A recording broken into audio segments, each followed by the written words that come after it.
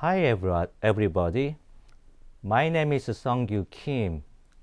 I'm a professor of chemistry at Sungkyunkwan University and have been teaching courses related to physical chemistry for almost 20 years. The lecture which I'm going to give today was initially prepared for graduate students and other researchers in SAINT, the Sungkyunkwan Advanced Institute of Nanoscience and Technology, about a month ago.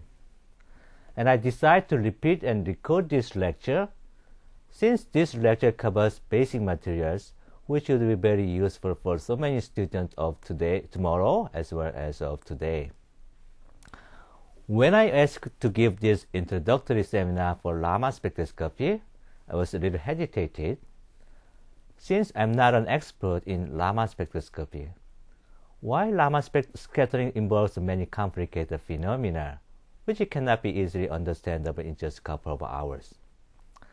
However, these days, Raman spectroscopy is being used in so diverse fields in science and engineering that there are many students who wish to use a Raman spectrometer and have not had a chance to get into formulations of a Raman spectroscopy. I felt a strong responsibility to give an introductory seminar to all those needed students in Sungkyunkwan University, since I have taught Raman spectroscopy as a subject in several undergraduate and graduate classes for many years. Now, as I begin to repeat and record this lecture to be uploaded as an open lecture in the online site of our university, the iCampus, I hope as many as possible students or researchers can catch up the insight on Raman spectroscopy and they're very useful for their applications. These are the subjects which I have prepared for the lecture. In the first part, I'm going to talk about basic understanding on Raman spectroscopy. Classical picture of a scattering process followed by Raman active vibrations for molecules as well as for solid.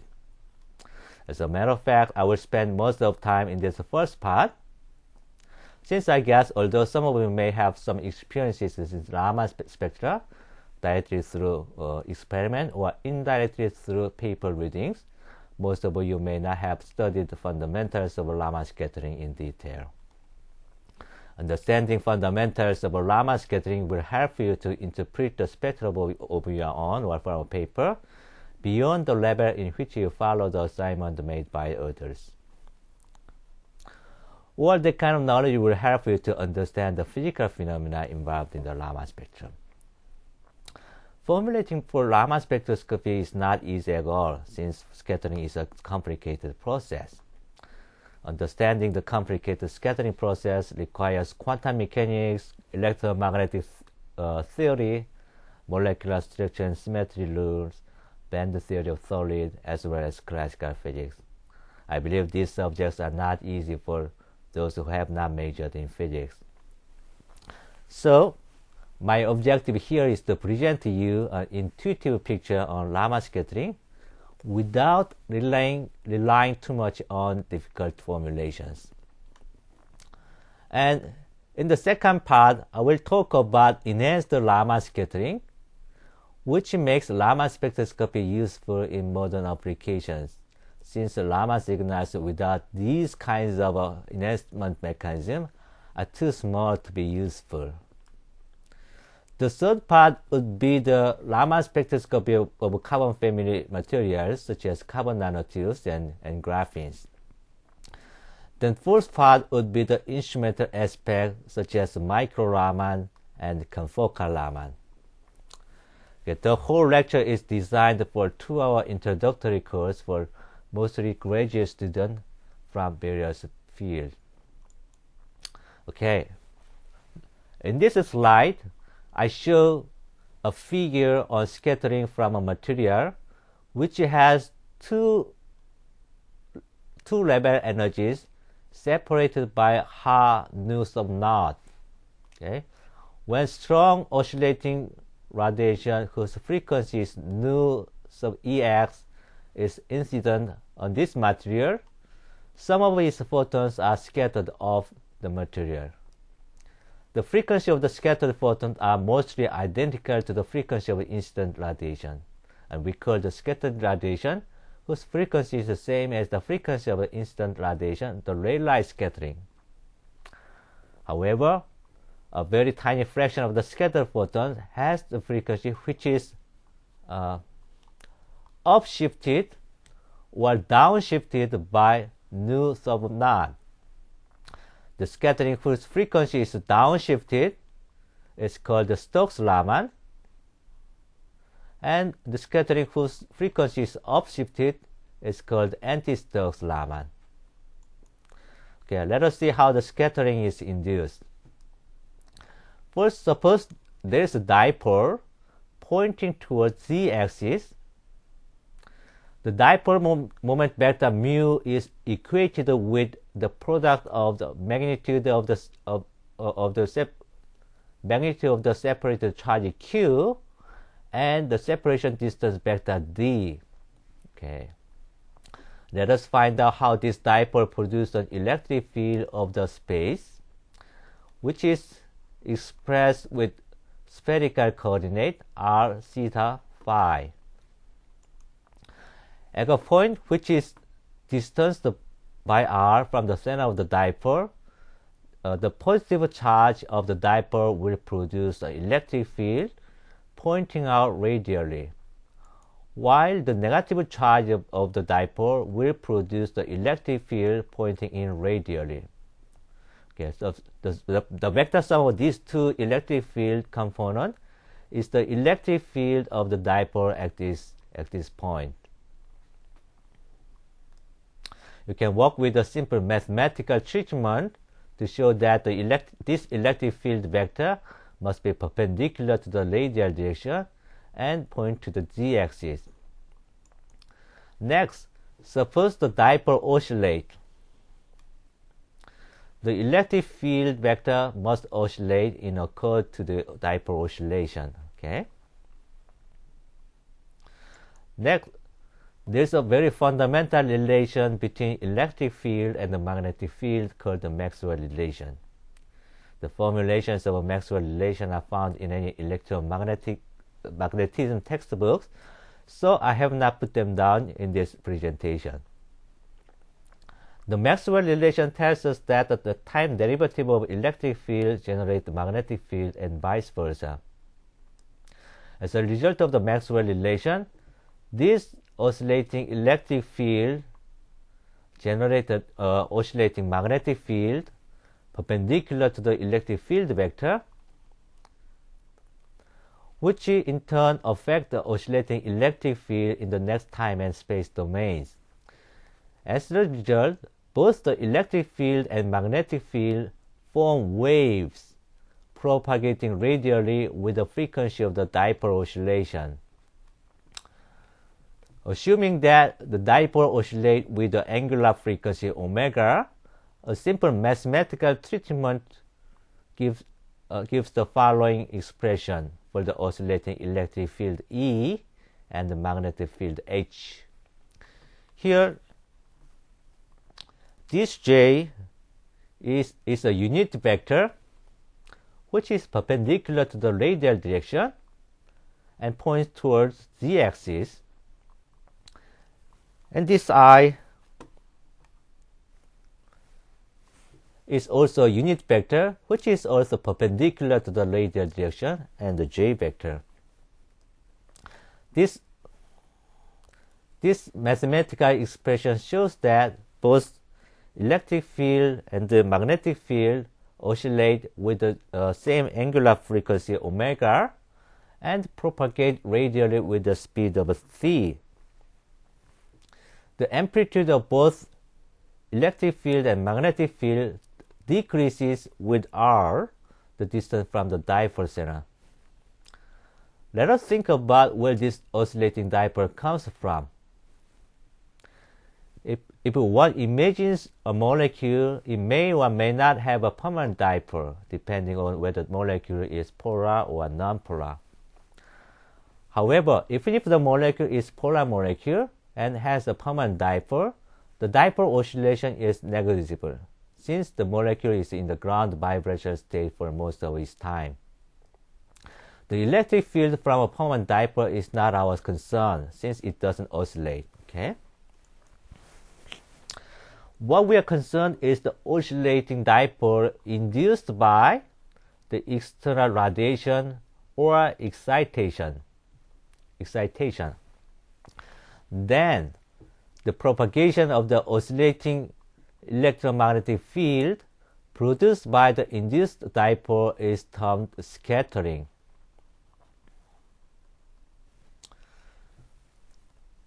Okay.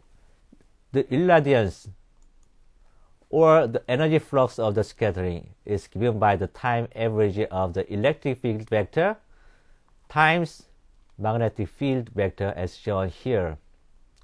The irradiance is proportional to the square of the dipole moment amplitude and inversely proportional to the distance r squared.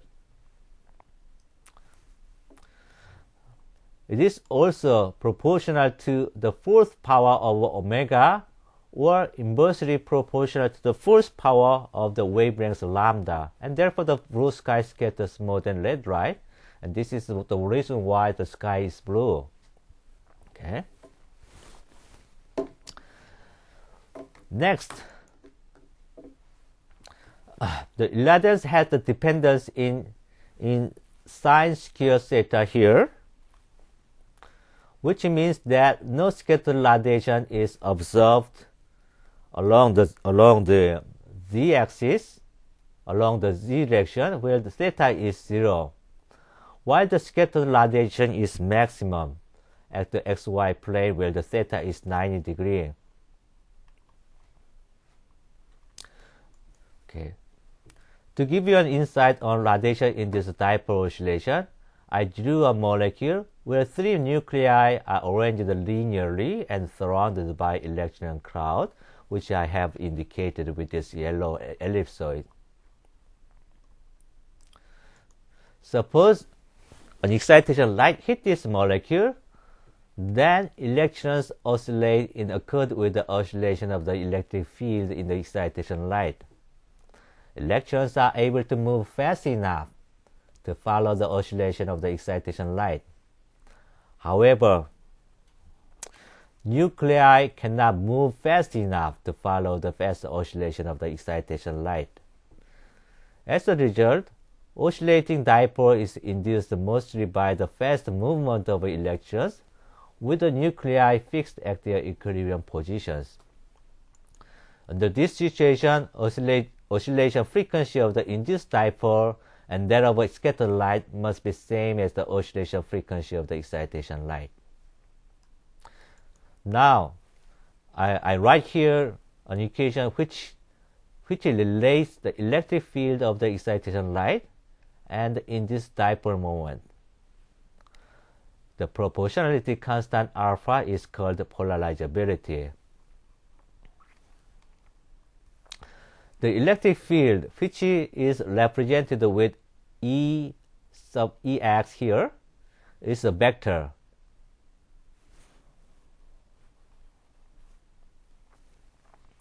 As well as the induced dipole moment mu sub Ind. In contrast, the polarizability is a second rank tensor or 3 by 3 matrix in which there are 9 components, alpha xx, alpha xy, and so on.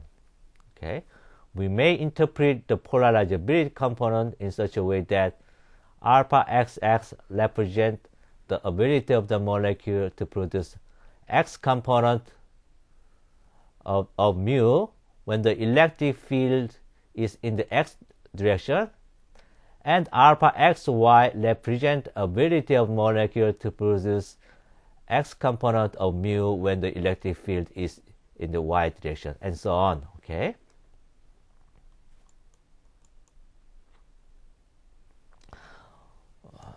Even if the motion of a nuclei is too slow to catch up with the fast oscillation of excitation light, its slow vibration motion may affect the oscillation of the electrons In other words, the fast oscillation of an electron is modulated by the slow vibration of a nuclei.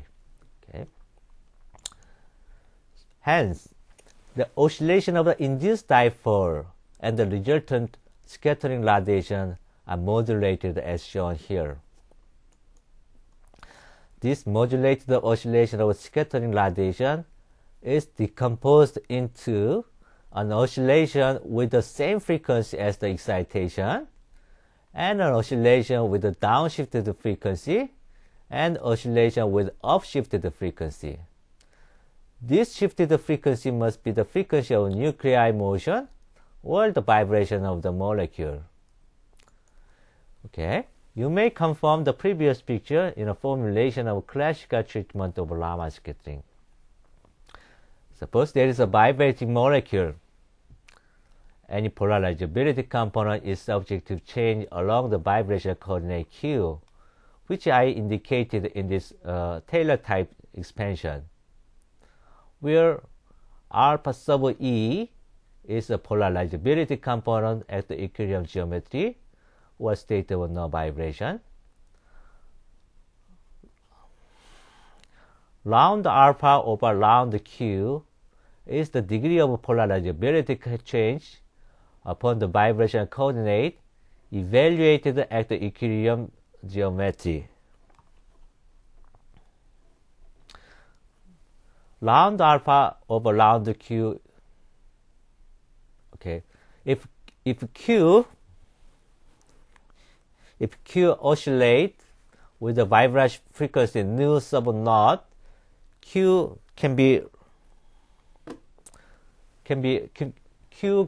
expressed as q0 cosine 2 pi nu 0 t plus phi, where this phi represents the phase of oscillation.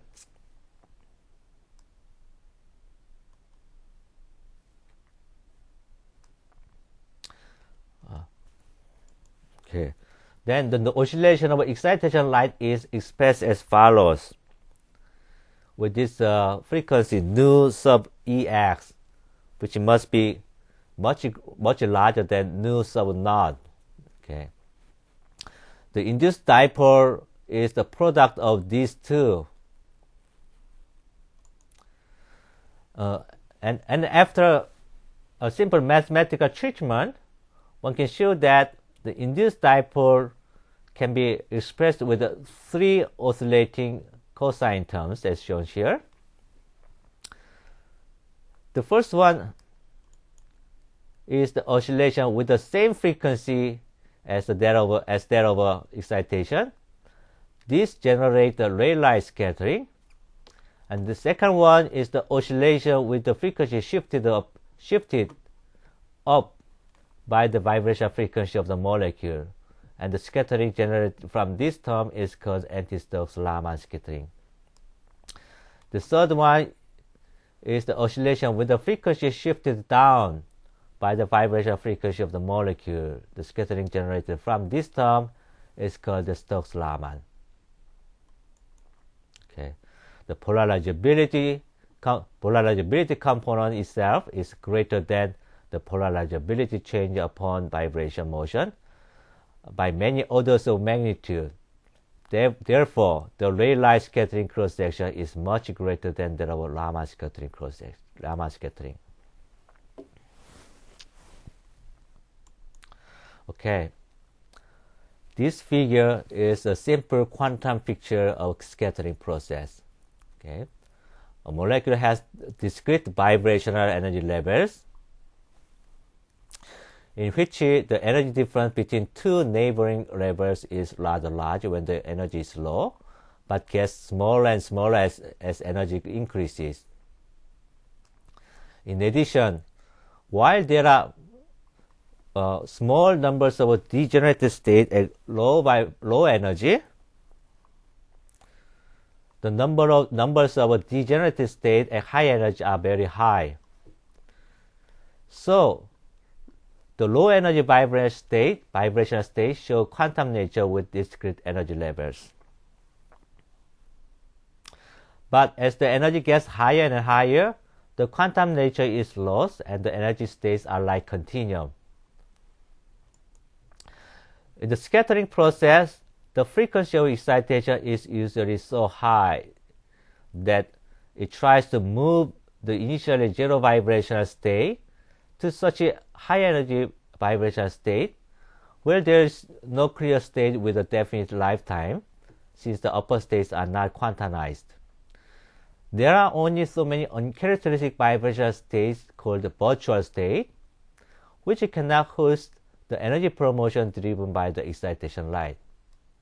As a result, the energy promotion driven by the excitation light is turned down immediately,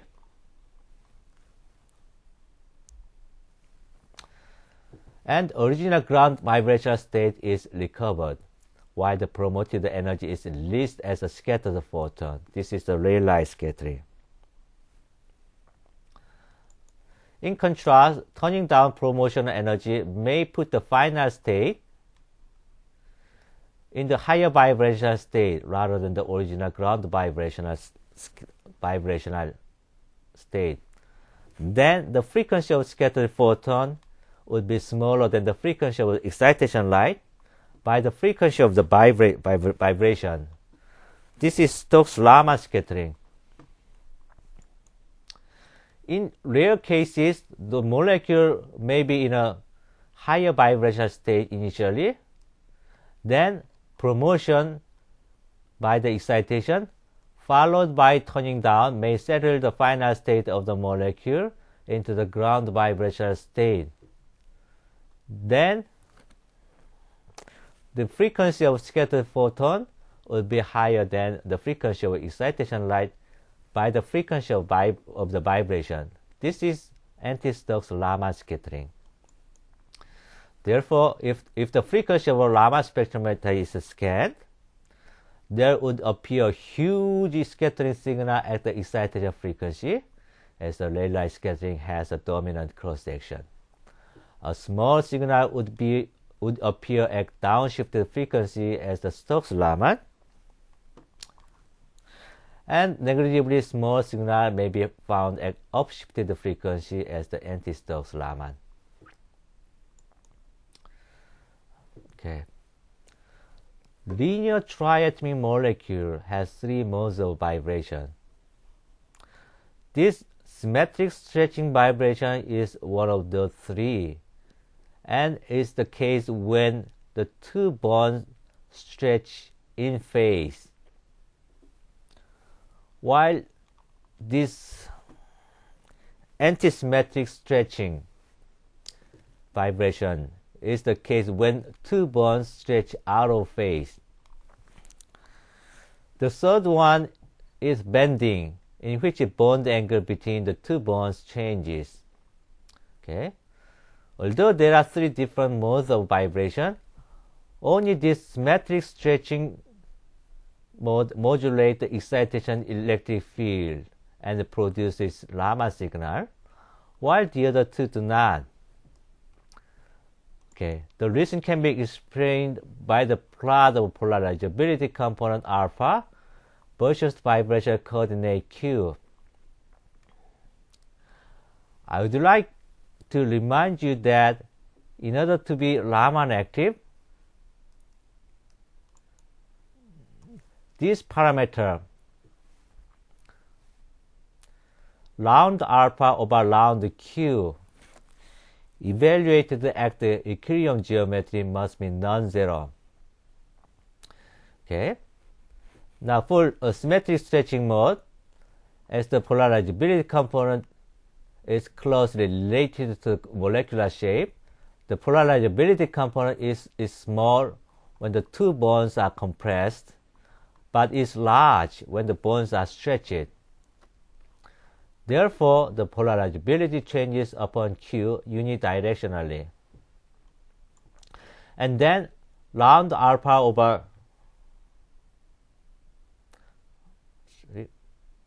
round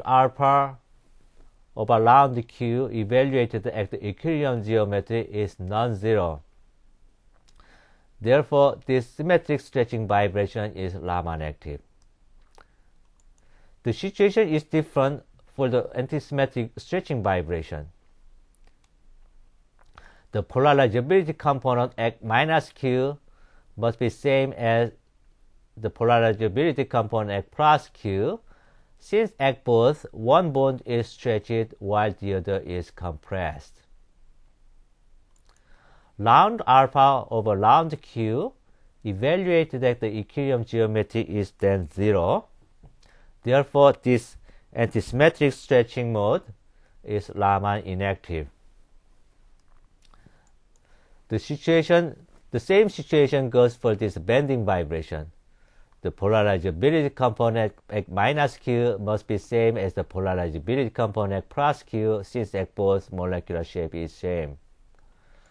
Round alpha over round Q evaluated at the equilibrium geometry is 0. Therefore, this bending vibration is also Raman inactive. Okay. When the number of atoms in molecule is further increased, the number of independent vibration modes are also increases, and it becomes non-trivial to distinguish if any vibration mode is Raman active or Raman inactive. However, if the molecular shape takes on a certain symmetry feature, Raman activity as well as IR activity can be determined using a character table provided by group theory. Well, it takes several weeks to explain molecular symmetry, the group theory, and the character table. Now, here I will show an example of a character table for a symmetric group that this molecule formaldehyde belongs.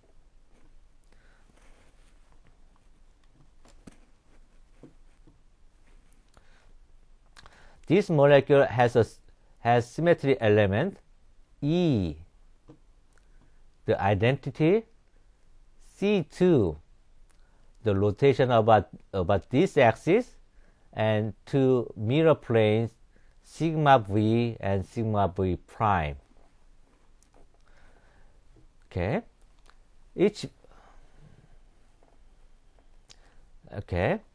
Now, each vibration motion that this molecule has is transformed either symmetrically or antisymmetrically upon each symmetry operation.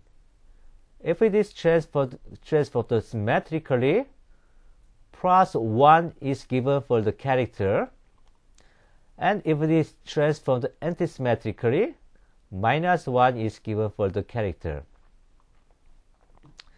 If the vibration is transformed symmetrically upon all symmetry operations, it is A1 representation.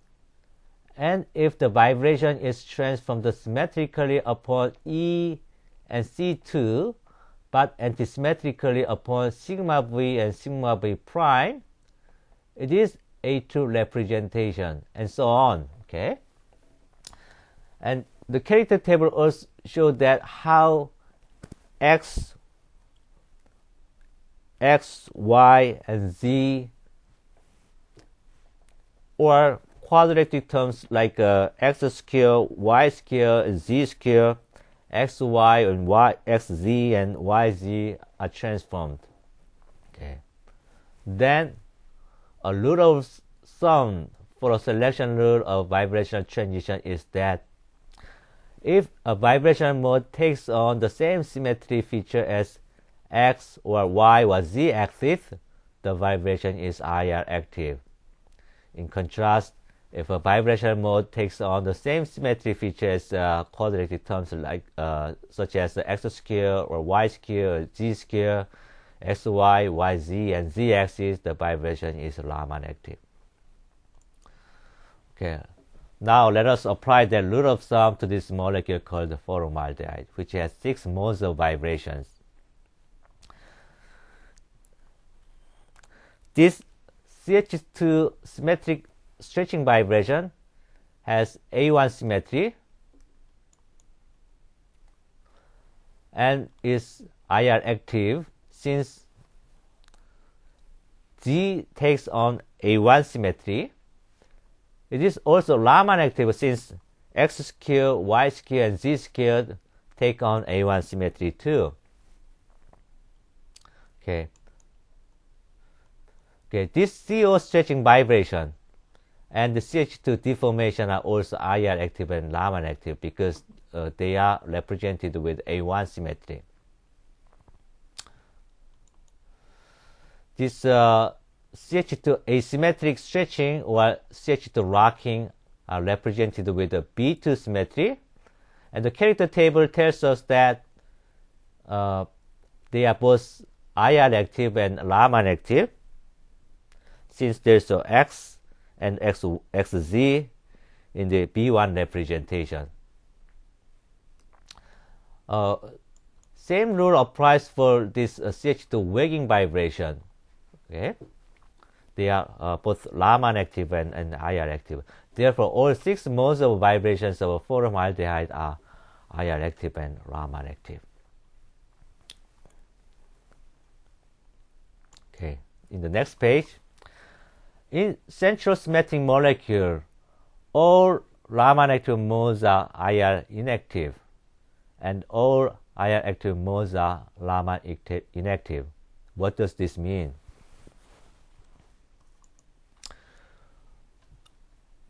Central symmetric molecule is the molecule that has an inversion symmetry. The inversion operation on X or Y or Z changes its sign. In other words, each of these linear terms is antisymmetric with respect to inversion, or is represented with the symbol U.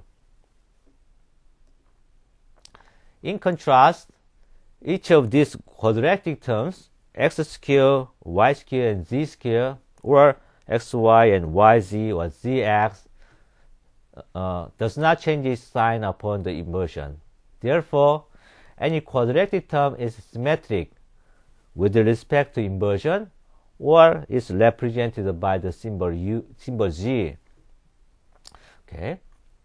Under this situation, the vibration of the central symmetric molecule has to take on either U symmetry or Z symmetry with respect to inversion.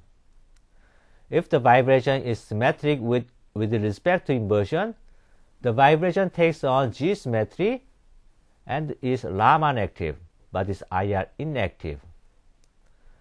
If the vibration is antisymmetric with respect to inversion, the vibration takes on U symmetry, and then it is IR active, but is Raman inactive.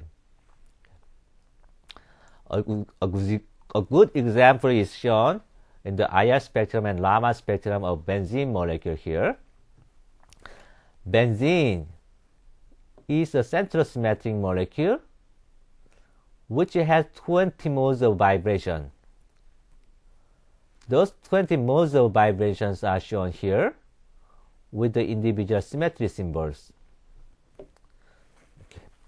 Some of the vibrations are given G symmetry, which means they are symmetric with respect to inversion, and some of the vibrations are given U symmetry, which means they are antisymmetric with respect to inversion. The vibrations with U symmetry appear in the IR spectrum, but do not appear in the Raman spectrum, and the vibrations with G symmetry appear in the Raman spectrum, but do not appear in the IR spectrum. In other words, there is no overlapped peak in the Raman spectrum and the IR spectrum of benzene, as well as those of any central symmetric molecules. Okay. What about more complicated molecules? Although most molecules are so much larger and complex that the symmetry rule may not strictly apply, the idea is still useful to interpret the intensities of IR and Raman peaks from various functional group vibrations. In most molecules, Raman spectrum and IR spectrum are often complementary. Okay. In other words, in many cases, a vibrational mode may appear weak in the IR spectrum, but it may appear strong in the Raman spectrum and vice versa. So it is useful to obtain both the IR spectrum and the Raman spectrum for a sample, since absence of information in IR spectrum may be present in the Raman spectrum and vice versa. Okay. This table lists the typical modes of vibration found in organic molecules and their frequency regions and approximate intensities in IR and the Raman spectra. Okay, all right. I believe most of you here would be more interested in Raman activity of solid materials. Okay, in a solid there are unlimited number of atoms, and therefore there are unlimited number of vibration modes. So it is useful to obtain. However, the vibration modes that appear in Raman spectrum are very limited. Let me explain why. Okay, here's a crystalline solid, which is made of a three-dimensional arrangement of an unlimited number of atoms. All neighboring atoms are interacting, which can be expressed with the springs connecting them. Okay. I believe that you know that a vibration of a solid is called a phonon, which is a coupled oscillation of atoms in a crystal. Now, look at this animated figure. This animated figure shows 6 phonons in one dimension. Okay, only 13 atoms are shown in each phonon. If you look closely at this very bottom phonon, 6 neighboring bonds are stretched and compressed in phase, and therefore the wavelength of the vibration lambda equals 12 times the inner atomic distance A. This phonon has the lowest energy among the displayed 6 phonons. In this one, 3 neighboring bonds are stretched and compressed in phase, and therefore the wavelength of the vibration lambda equals 6 times the inner atomic distance A. Likewise, the wavelength of the vibration of this phonon is 4 times the inner atomic distance A, and so on. Now, if you look closely, the motion of atoms in this top phonon, they are close to this antisymmetric stretching, which is a Raman inactive.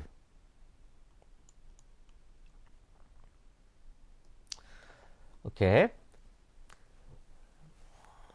In this mode, as one bond is stretched, the neighboring bond is compressed, so that the overall change of polarizability is isotropic. Okay. More or less a similar argument goes to this phonon. When any stretching of a bond or combination of bonds is accompanied by compression of a nearby bond or nearby combination of bonds. Therefore, the polarizability change isotropically upon this mode of vibration. It is Raman inactive.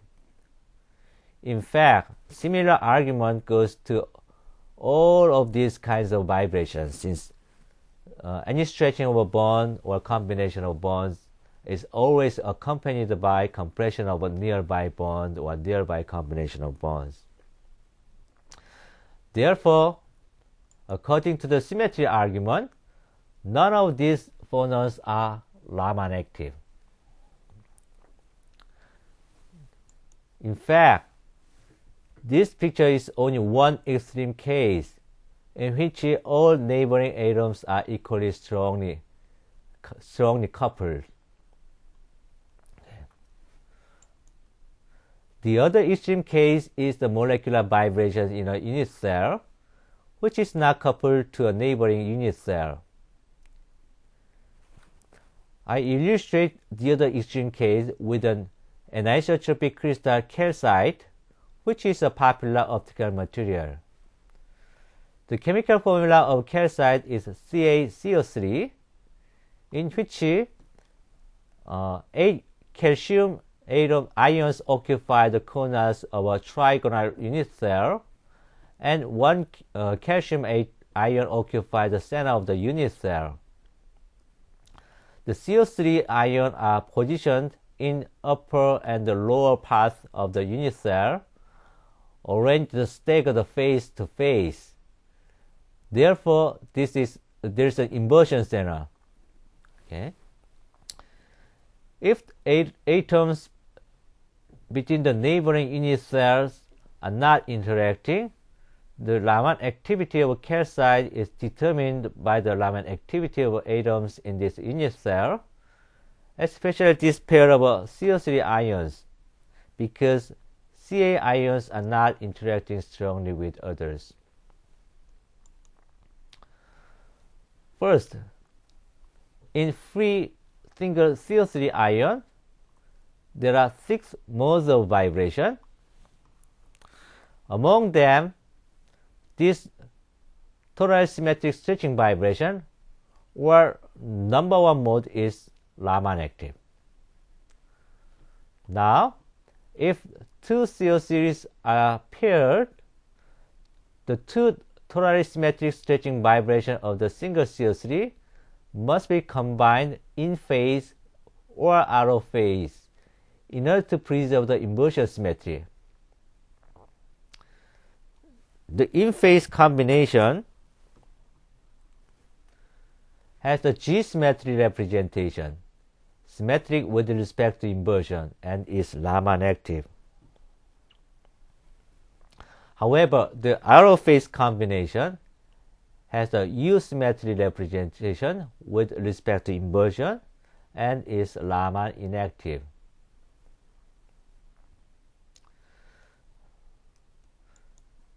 This symmetric stretching vibration 3A and this asymmetric stretching vibration 3B are degenerated modes. Okay. For a pair of CO3s arranged staggered face to face, the 2 identical modes must be combined in phase or out of phase in order to preserve the inversion symmetry. But only the in-phase combination gives Raman active vibration, for the same reason I have just explained for the case of number 1 vibration. Okay, the same story goes for these 2 degenerated vibrations, 4A and 4B, which appear at the same frequency, 680 wave number, and are Raman active in a single CO3 ion. For a pair of CO3s arranged staggered face to face, the 2 identical modes must be combined in phase to give Raman active vibration mode. This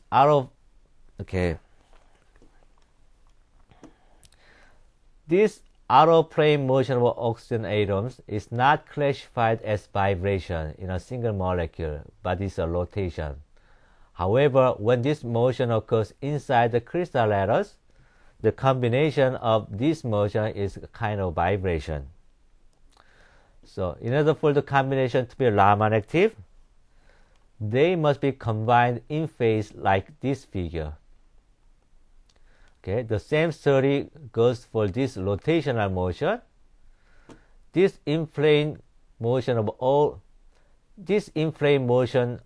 atoms is not classified as a vibration in a single molecule, but is a translation.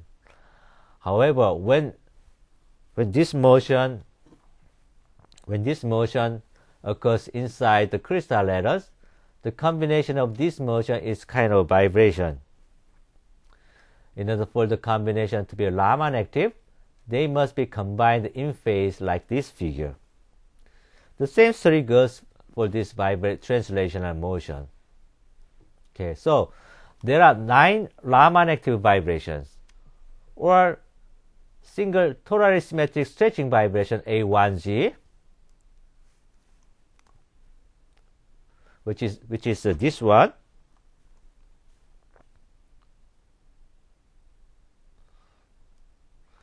And 2 pairs of degenerated asymmetric stretching vibration, these two, this one and this one, as we call degenerated internal EG modes, and 2 pairs of degenerated external EG modes in a pair of CO3s arranged staggered face to face. When there is no coupling between atoms across the unit cells, these are the only Raman active vibrations of calcite crystal. Even when there is a strong coupling between CO3s across unit cells, only totally in-phase combinations of identical Raman active vibrations of a single CO3 ion can give rise to Raman active vibrations. Anyhow, we have just seen 9 Raman active vibrations of calcite that are useful in practice. Okay. Those 9 vibrations appear strongly in the Raman spectrum. Okay. This peak at 1088 wave number is the totally symmetric stretching vibration A1G.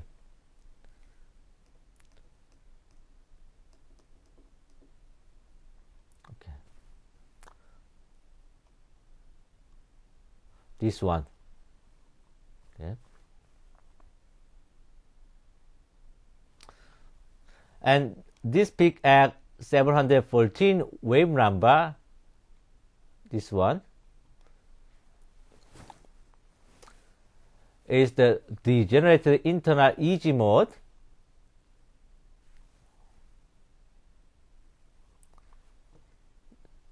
This pair,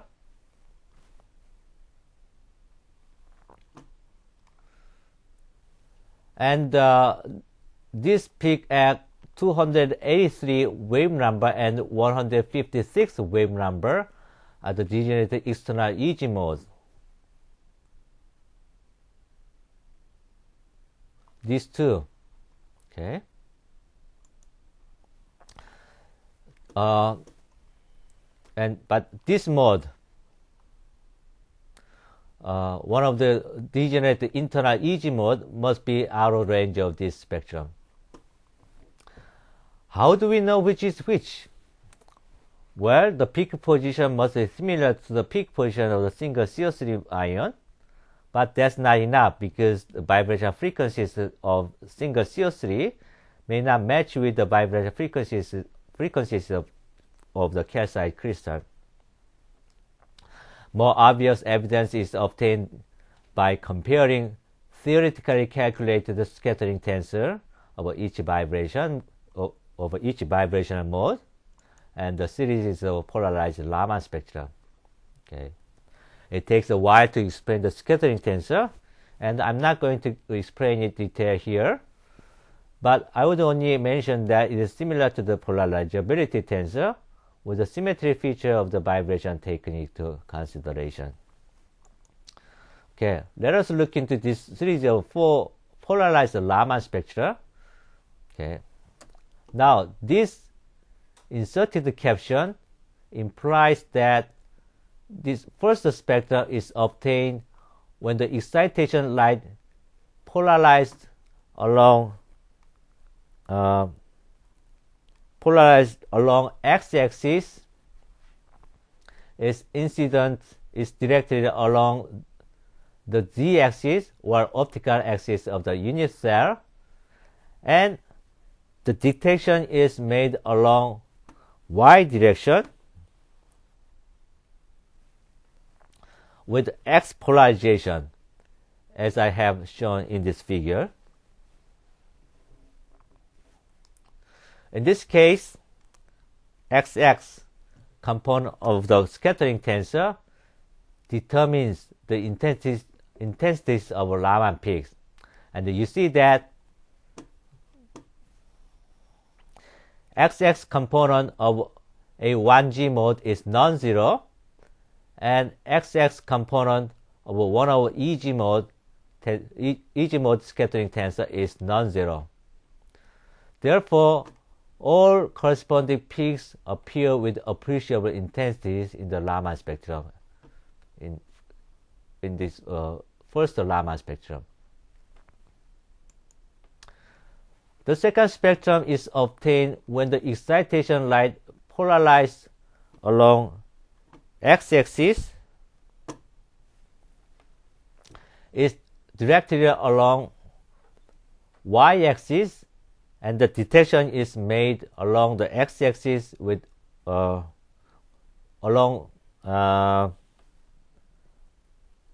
this is miswriting here. This is supposed to be x, along x-axis with y polarization. In this case, xy component of the scattering tensor determines the intensity of the Raman peaks, and you see that xy component of the scattering tensor, xy component is 0 for A1G mode, but is non-zero for at least one of the EG scattering tensor. So the peak for A1G is absent in the second Raman spectrum, while the peaks for EG modes appear. Okay, and the same stories are applicable to the third and the fourth Raman spectra. Okay, let me continue. The second part of this lecture is about enhanced Raman scattering. There are two kinds of yeah.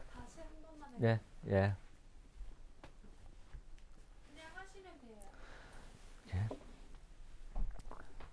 The second part of this lecture is about the enhanced Raman scattering. There are two kinds of enhancement processes in Raman scattering: resonance Raman scattering and surface enhanced Raman scattering. Here, let me first explain the resonance Raman scattering. This figure shows the ordinary Raman scattering process. The excitation light tries to promote the energy of molecules that are initially at the ground vibrational state to very high energy state, where there is no definite quantum state but uncharacteristic high density vibrational state called the virtual state. The virtual state cannot host the excitation promotion, and therefore the promoted energy is turned down immediately while releasing a scattered photon. If turning down the promotion energy results in the ground vibrational state, the frequency of the scattered photon must be same as that of excitation light, and this process is called the ray light scattering. But if the turning down the promotion energy settles the final state into the higher vibrational state, the frequency of the scattered photon must be less than that of excitation light, and the process is called Stokes Raman scattering. In the resonance Raman scattering, the promotion by the excitation light reaches a real quantum state rather than virtual state. Then the excitation becomes less none. In this case, the scattering cross-section increases enormously. The real quantum state is usually one of the electronically excited states. Therefore, in order for this kind of enhancement process to be active, the frequency of excitation must match with the transition energy of the excited electronic state. So, if the frequency of excitation is scanned, the Raman scattering cross-section is peaked when it matches with the transition energy of the excited electronic state, like this figure. Here, this red red region is for the resonance Raman, and other regions are for ordinary Raman. And the shape of the scattering cross section is given by the energy density spectrum of the excited electronic state, which is usually Lorentzian as shown here. The resonance effect can be utilized to pick up Raman peaks for a selected species that is mixed with others. For example, this pair of Raman spectra was taken for a mixture of chlorophyll A and beta carotene, both of which were bound to a protein. The top spectrum, or A, was taken with when the excitation wavelength was 407 nanometer, and it shows many peaks, possibly contributed from both chlorophyll A and beta carotene. This is ordinary Raman spectrum, in which excitation wavelength does not match with any of the electronic transition energies of the two species. On the contrary, the bottom spectrum, or B, was obtained with the excitation wavelength of 488 nanometer, which matches with the electronic transition energy of beta carotene. As a result, the Raman peak for beta carotene is enhanced by about 2,000 times, while peaks for chlorophyll A is not enhanced and buried in the spectral window in a reduced scale. In this example, Raman spectra of carbon nanotubes were obtained with a tunable tight sapphire laser for the excitation. The sample carbon nanotube is actually a mixture of many different tube structures. Some of them are multi-walled and some of them are single-walled or double-walled. Some of them are metallic and some of them are semiconductors. Diameters of carbon nanotubes in the mixture may be numerous too. And as I will explain again in a later section, the electronic energy of carbon nanotubes in a specified structure is different from that of others in different structures.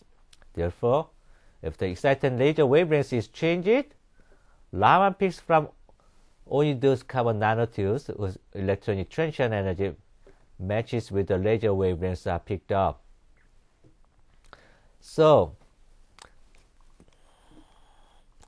this series of spectra show that as the excitation wavelength was varied from 816 nanometer to 895 nanometer, the Raman spectrum shapes change as carbon nanotubes in different structures are picked up through resonance excitation. The second phenomenon of enhanced scattering is surface enhanced Raman scattering, which is usually abbreviated as SERS or SERS. These 3Ds of spectra are displayed to demonstrate the third effect. The first one is the ordinary Raman spectrum of neat pyridine, which is liquid. The second one in the top right is the ordinary Raman spectrum of 0.1 molar pyridine dissolved in water. You can see that the most Raman peaks of pyridine are buried under the broad and strong bands of solvent water. In the bottom left spectrum, a small amount of silver colloid were added into the sample solution, and as a result, the Raman peaks of pyridine increased by many tens of times, even if the concentration of pyridine was reduced by 16 times. That is,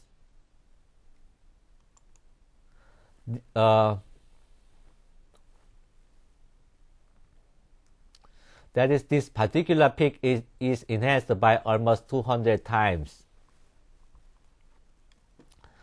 Obviously, the enhancement must be due to induced by the presence of silver colored particles in water. Well, as a matter of fact, the thirst has a very long history, dated back to 1974 in the work of Dr. Freshman. However, since then, the thirst phenomena had not been explored much for 2 decades, as the enhancement phenomena had not been easily understood. Then, in the 1990s, the thirst phenomena began to be refocused by many researchers as studies of nanostructures were highly activated and as the main causes of thirst effects began to be unveiled. For the last 10 years or so, the thirst and the related application have been in the Renaissance era. Here, I summarize some of the important observations in the thirst phenomena. The thirst phenomena have been observed from substrate which are nanostructured noble metals, mostly silver or gold. The nanostructures include colloids, which are particles whose sizes are in the nanometer regions, or roughened surface produced by several methods. These days, highly effective thirst substrate in numerous nanopatterns can be fabricated using lithographic methods. Not all molecules experience the thirst effect. The molecules that bind strongly on the noble metals, such as gold or silver, experience the thirst effect, while negligible enhancements are observed for solvent molecules such as water or alcohols.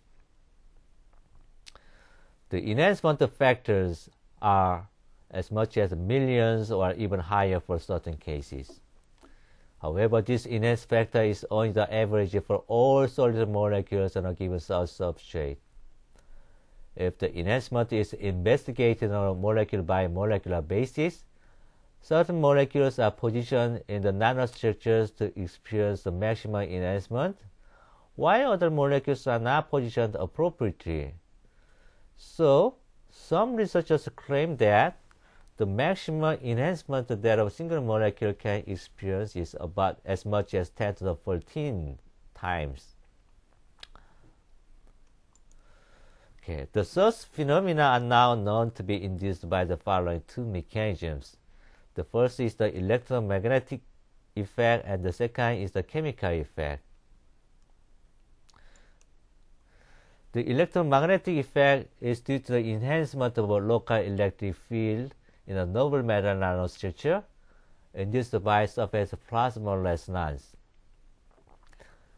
Surface plasma is a collective motion of free electrons in a metal that oscillate in accord with the oscillating electric field of the incident light. When the surface plasma is constrained in a nanostructure, it is localized due to the boundary condition of the nanostructure. Then, the localized surface plasma can be resonant when the wavelength of the incident light matches with the size of the wave packet of the localized surface plasma. The resonance condition produces high density of new dipoles or polarizations in the metal, which generate new electric field around the metal surface, so-called local field. The local electric field can be enormously large. In certain nanostructures, it can be many orders of magnitude higher than the electric field of the incident light. Especially at sharp features of nanostructures or at tiny gaps between a pair of nanoparticles, the local electric field is extremely high. Okay, the region of extremely high local field is called hotspot, since when a molecule is positioned in such a region, tremendously enhanced scattering is induced. Okay, this figure is my calculation, which shows the distribution of the local field or square of the electric field around a pair of gold nanocylinders with a gap of a few nanometers. The incident light was polarized along this direction, and this calculation shows that the local field at this gap is almost 2,000 times higher than the intensities of the incident light. This figure is another calculation, which shows the distribution of the local electric field around an array of close-packed gold nanoparticles of a 20 nanometer diameter. Okay, in this calculation, the incident light is directed vertically to this plane,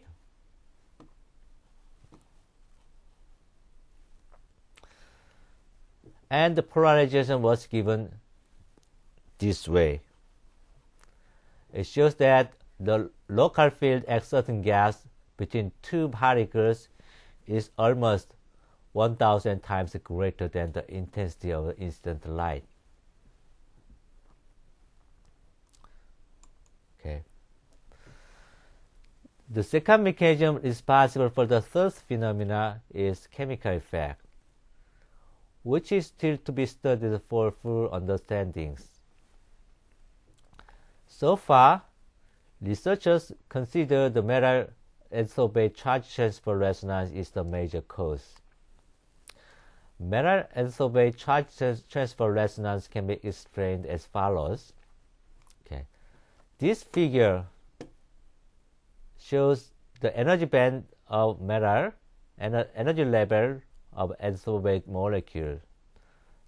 The metal and adsorbate molecule interact strongly with the chemical bond.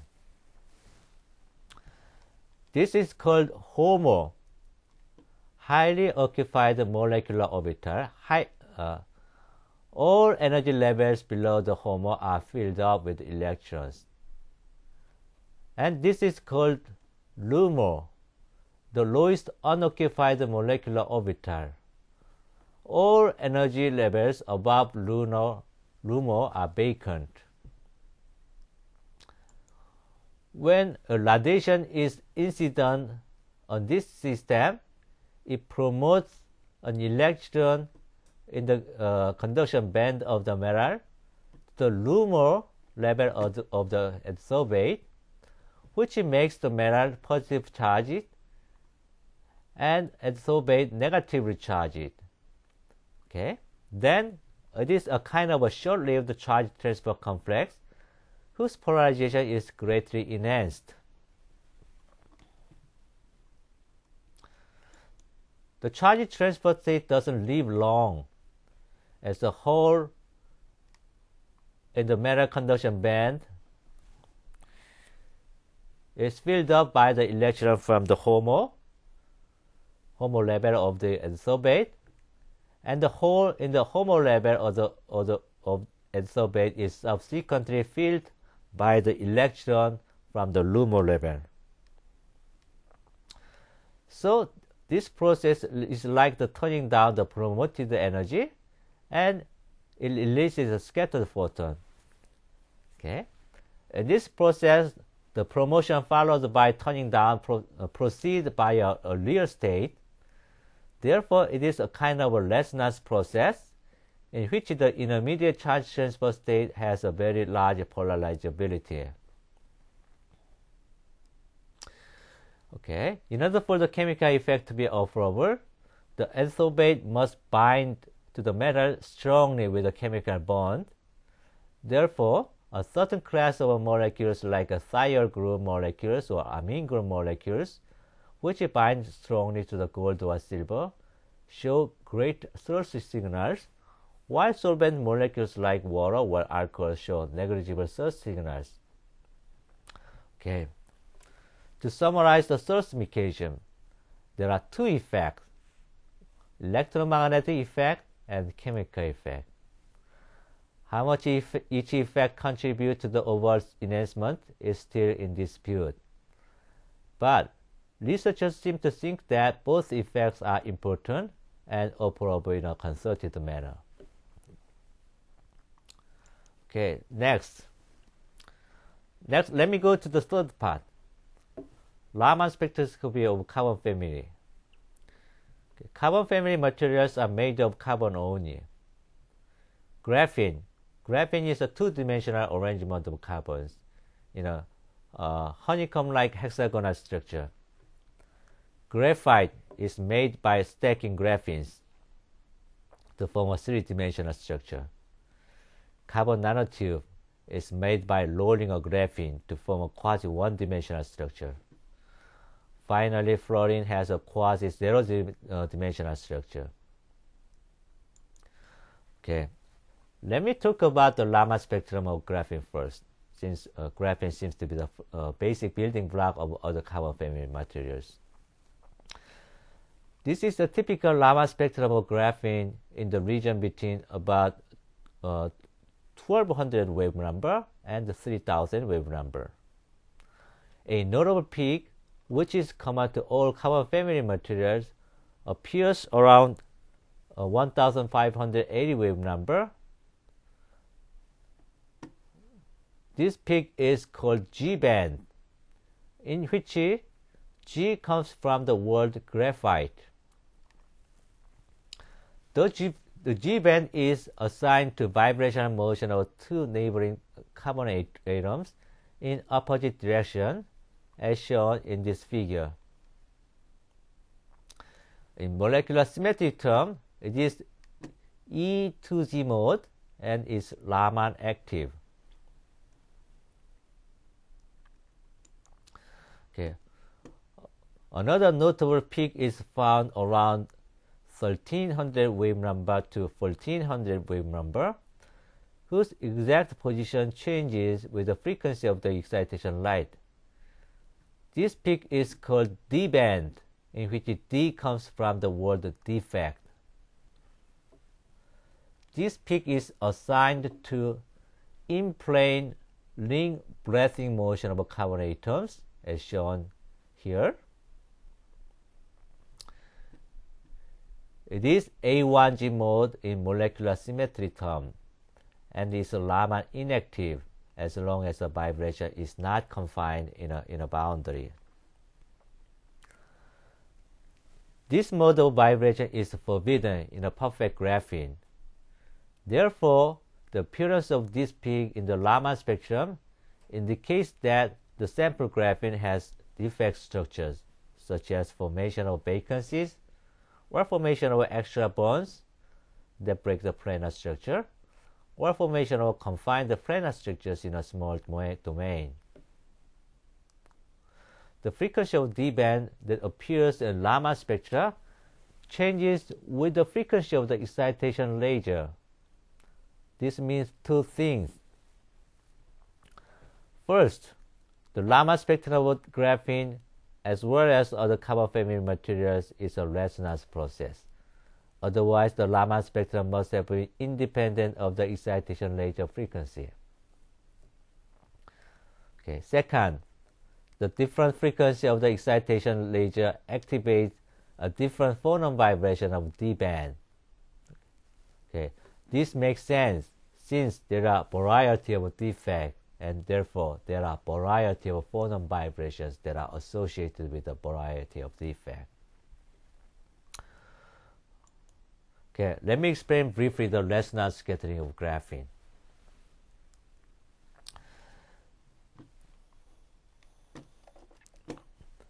This shows the electronic energy structure of graphene in the momentum space or k-vector space. The lower curved surface is the valence band, and upper curved surface is the conduction band. The two curved surfaces have six-fold rotational symmetry in the momentum space, and they meet at 6 points of the K vector space called Dirac point. Here, a particle electronic energy level around one of the 6 Dirac points is redrawn. This particular figure is to show how the G-band phonon is induced. The laser excitation generates an electron in the conduction band and the hole in a valence band in the first step. The promoted electron energy activates the G-band phonon in the second step, and as the electron and hole recombine, it produces a light scattering whose frequency is shorter than that of excitation by the frequency of the G-band phonon in the third step. This is a single resonance process in which the activated phonon has its own frequency irrespective of the laser excitation frequency. Now, the way the D-band phonon is induced is different. The first excitation step is the same, creating electron and hole pair, but in the second step, the activation of a phonon is induced by electron-phonon scattering, and the electron momentum is changed by the momentum of phonon Q. It changes from K to K plus Q. Then, in the third step, a defect around the phonon takes over the electron momentum. This brings back the original state from which light scatters by electron-hole recombination in the first step.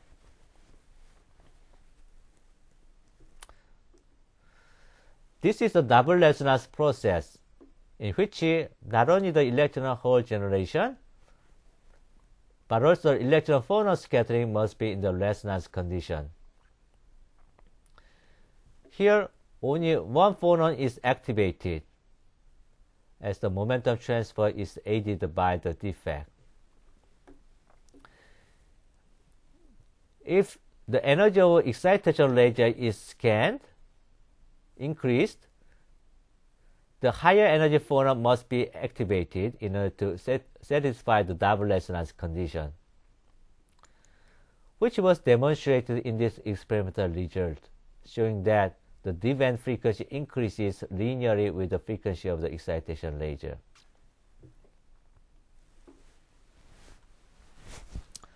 Okay, there's one more nodal peak, which is commonly called 2D band, or sometimes the G' band. The frequency of the 2D band changes with the frequency of excitation laser, and it is close to double the D-band frequency. The origin of the 2D band can be explained with the double resonance scattering picture too. But in this case, we need the electronic energy levels in two neighboring momentum spaces. One is around so-called K point, and the other is around so-called K' point. The first step is the excitation to generate an electron in the conduction band and a hole in the valence band in the K point. The second step is the intervalley electron-phonon scattering, which changes the momentum by Q into the K' point. The third step is the second electron-phonon scattering to recover the momentum in the K point. And the fourth step is the light scattering, in which the electron hole recombine.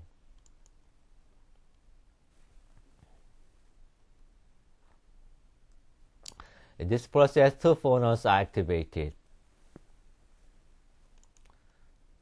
One of the usefulness in 2D band is that its band shape is sensitive to the number of layers, so that the analysis of the 2D band shape along with the G band intensity is used to judge how many layers there are in a graphene sample. Okay. Next, let me talk about Raman spectrum of carbon nanotubes. Raman spectrum of carbon nanotubes have many similar features to those of graphene in that they are made of hexagonal pattern of carbon atoms. However, there are many other unique features since carbon nanotubes have variety of structures depending on how a graphene is rolled to form a tube. One of the unique Raman peak is a radial breathing mode, as shown in this figure, which shows up at low frequencies between about 100 wave number to about 200 wave number. The frequency depends on tube diameter. It is roughly proportional to the reciprocal of the tube diameter, as shown in this equation.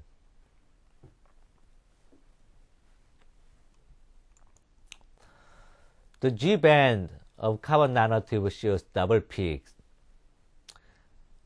Well, I would like to remind you that the G band of graphene is due to the motion of two neighboring carbon atoms in opposite direction, which is degenerated mode in graphene and has a single frequency. But in carbon nanotubes, the motion along the tube axis is distinguished from the motion along the tube perimeter.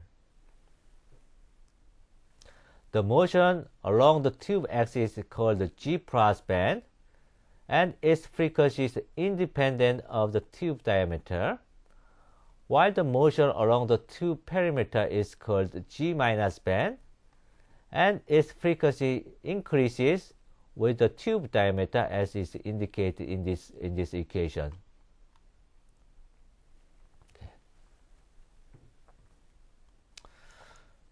The Raman scattering of carbon nanotube is basically a resonance process. The excitation laser frequency must match with the electric transition energy. Okay. On the other hand, electronic energy level of carbon nanotube varies depending on the structure and the diameter. By structure, I mean in what angle a graphene sheet is rolled to form the tube structure, which is termed chirality, and is denoted with a pair of index numbers N and M in parentheses.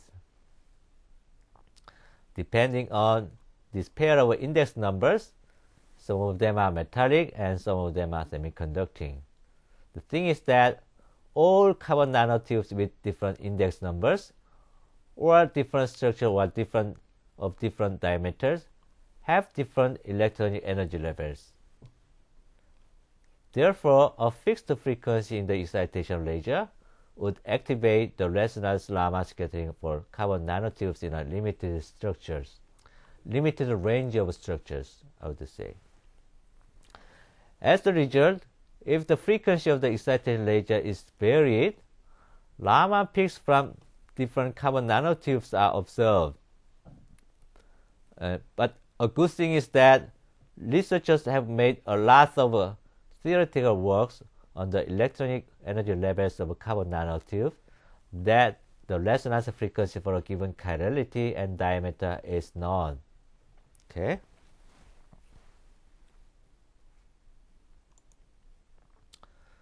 Okay.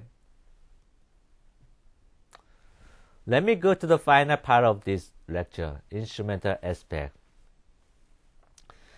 Before I go to the modern instrumental setup, I would like to show you this historical spectrum taken by Chandrasekhar Raman and Krishnan in 1929. This is probably the first Raman spectrum ever taken. At the time, there was no laser, so a strong emission line of a mercury arc lamp was used for excitation source. At that time, there was a monochromator to disperse the light wavelengths in space, but there was no sensitive electronic detector. So, the dispersed light from the monochromator had to be recorded on a photographic film. This photographic recording is the spectrum of mercury arc lamp at 435.83 nanometer, which was used for the excitation. And this photographic recording is the Raman spectrum of CCl4 carbon tetrachloride excited by the mercury arc lamp line. You can see several weak Raman peaks of carbon tetrachloride in addition to the strong Rayleigh peak of a mercury lamp. I guess obtaining this spectrum must have taken several days of light illumination under a totally dark condition. In contrast, the same kind of a Raman spectrum may be obtained in a few milliseconds using a Raman spectrum, Raman instrument of these days. Okay, this bottom spectrum is the Raman spectrum of a carbon tetrachloride taken in 1970s. It was obtained using an argon ion laser at 487.99 nanometer as the excitation source. The spectrum looks like the spectrum of these days and demonstrate that the spectrum taken in 1929 was indeed the Raman spectrum of a carbon tetrachloride. Okay. This shows one of the basic setup of a Raman spectrometer. A strong monochromatic laser light is focused on a sample and a scattered light is collected using a combination of lenses and then focused on the entrance slit of a monochromator.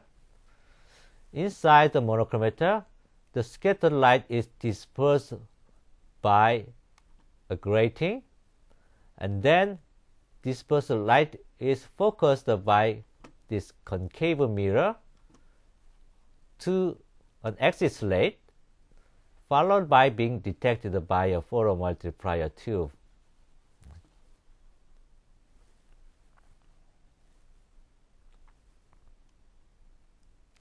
In this arrangement, the grating angle is mechanically rotated to scan the wavelengths of scattered light that can pass through the exit slit. Photomultiplier tube or PMT is a sensitive detector. However, in this setup, obtaining a Raman spectrum takes quite a time since the wavelength scanning is carried out by the mechanical rotation of grating, which is rather slow. In modern Raman spectroscopy, fast acquisition of spectrum is more emphasized than a highly sensitive detection. Therefore, the PMT and the exit slit of the monochromator are replaced by an array type detector such as CCD. CCD detectors are not as sensitive as PMTs. However, owing to the array type detection, a CCD can register signals from multiple wavelengths so that the mechanical rotation of the grating is not needed. Sweeping the registered signal from CCD channels and the subsequent data processing are very fast these days, so that the Raman spectrum may show up on a computer monitor in less than a second. This picture is one of the micro Raman spectrometers, which have a typical design of today's Raman spectrometers. The spectrometer is coupled to a microscope. Using a microscope is advantageous in maximize the efficiency of light focusing and collection. The excellent focus and collection efficiency have to use a lot of weak irradiance of laser light, which can avoid the sample damage. The optical and electronic technologies behind Raman instrumentation are developed to such a high level that extremely weak Raman signals can be picked up easily. It makes possible the development of portable Raman spectrometer, which began to appear in today's market.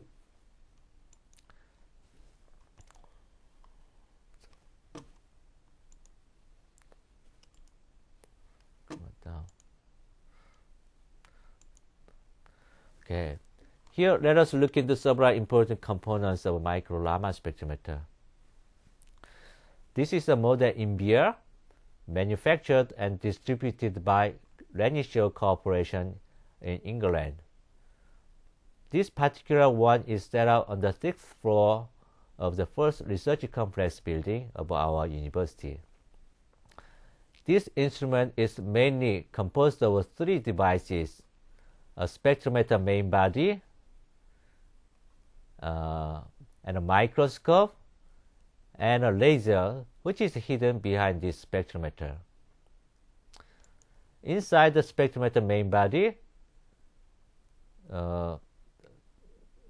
is shown here. A laser light beam from an argon laser or helium neon laser enters the spectrometer main body this way and passes through a plasma filter. The plasma filter is needed to eliminate unnecessary emission lines from argon ion laser or helium neon laser. Then the laser beam is directed upward and is reflected off a set of ray light rejector filter optics.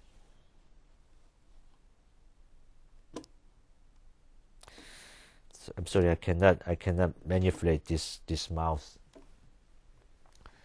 The reflected laser beam of the ray light rejector filter optics and then enters the microscope.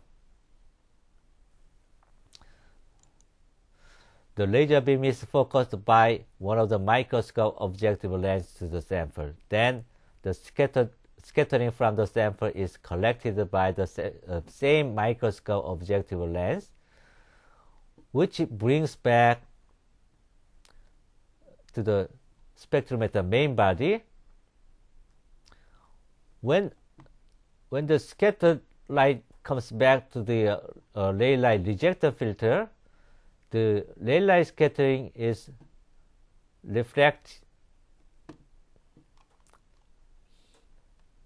reflected back and goes away.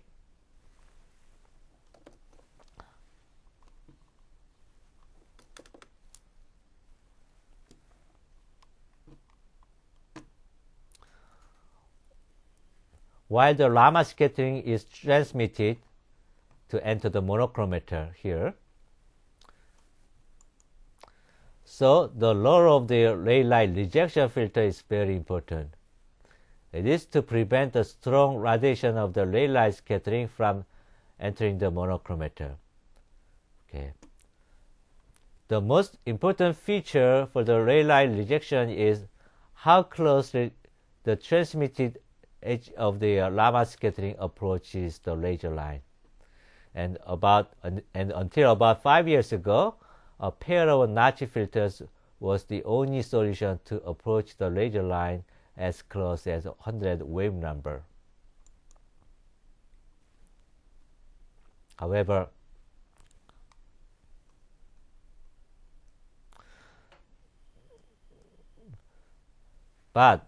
Nazi filters have finite lifetimes, in average about 3 years, since they are produced by holographic writing on gelatin substrate.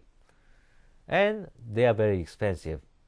Each time replacing one set of Nazi filters costs about 20 million won. Fortunately, edge filters, which can perform much better, are available very cheaply these days. They are produced by vapor deposition method and have very long lifetime. Finally, let me explain the confocal Raman spectrometers. Confocal microscope is needed when an optical image is to be obtained with the highest spatial resolution. But the highest spatial resolution meets a diffraction limit of light. Have you heard about the diffraction limit? Have you heard that the smallest size of an object that can be seen using a light is about half of the light wavelength? Yes, that's the diffraction limit of light. The minimum focal diameter under the diffraction limit is given here. It is proportional to the wavelength of light and inversely proportional to the sine of the focusing angle. Okay, some of the calculations are tabulated here, and it shows that the minimum focal diameter is about 340 nanometer when 500 nanometer wavelength of light is focused as wide as 63 degrees. This is probably the practical diffraction limit in the visible region. The diffraction limit means it is impossible to distinguish the shape of an object whose feature size is less than the limited focal length. The confocal microscope is a microscope in which the spatial resolution is at maximum as close as to the diffraction limit. The key in the confocal microscope is a pinhole, this pinhole, whose size is less than a micron in front of the detector. The pinhole prevents the scattering or emission from planes other than focal plane from being detected. The manipulation of optics to maximize the efficiency of this pinhole is not easy, and therefore the confocal microscope needs state-of-the-art management. Okay, confocal Raman microscope is to obtain Raman spectrum with the highest spatial resolution. Okay, and this model is CRM 200, manufactured and distributed by VTech Corporation in Germany. This particular one is set up in the 6th floor of the first research complex building of our university. This is a very powerful instrument since not only Raman mapping at particular frequency can be obtained, but also Raman spectra at all points in the Raman mapping are stored in one scan. Okay, all right. This is about it for the introduction of Raman spectroscopy. While there are still many more fundamental things that are practical and important, I regret that I was not able to go through them all because of time limitation and shortage of my knowledge. I only hope that this short lecture will be helpful for your understanding and applications of Raman spectroscopy. Thank you very much.